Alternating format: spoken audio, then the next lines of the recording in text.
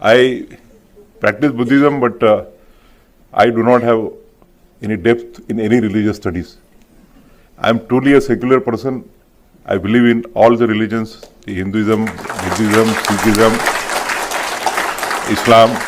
भारत के मुख्य न्यायाधीश बी.आर. गवई 23 नवंबर को रिटायर होने वाले हैं। गुरुवार को फेयरवेल स्पीच के दौरान उन्होंने कहा कि वो भले ही बौद्ध धर्म को मानते हैं, लेकिन वो एक सेकुलर इंसान हैं जो हिंदू, सिख, इस्लाम और दूसरे धर्मों समेत हर धर्म को मानते हैं। उन्होंने कहा कि धर्मनिरपेक्षता की ये पाठ उनके पिता ने उनको पढ़ाया था।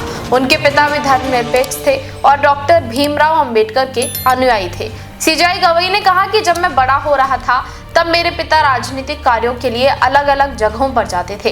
इस दौरान वो मुझे भी साथ ले जाते थे। इस दौरान पिता के दोस्त कहते थे, सर यहाँ चलो, यहाँ की दरगाह मशहूर है, यहाँ का गुरुद्वारा नामी है। मुझे इसी तरह पाला गया है। मैं सभी धर्मों का सम्मान करता हूँ। गवई ने अपने फेयरवेल स्पीच में कहा कि उन्हें अफसोस है कि उनके हेड वाला कॉलेजियम भारतीय न्यायपालिका में उनके 6 महीने के कार्यकाल के दौरान सुप्रीम कोर्ट में एक भी महिला जज की सिफारिश नहीं कर सका। लेकिन जहां तक हाई कोर्ट की बात है, हमने 16 महिला जजों की सिफारिश की थी। उनमें सुप्रीम कोर्ट की महिला वकील भी शामिल हैं।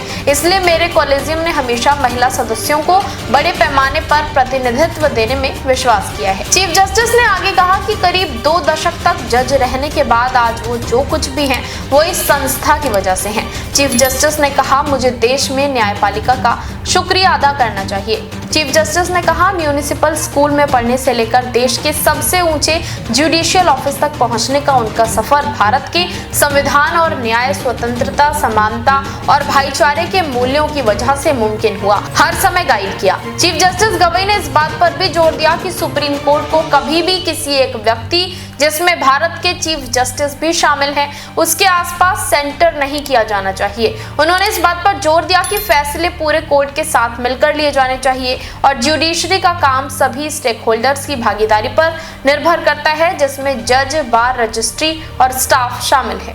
देश विदेश की तमाम बड़ी खबरों के लिए देखते रहें किनी टाइम्स। वीडियो को लाइक करें, चैनल को सब्सक्राइब करना ना भूलें।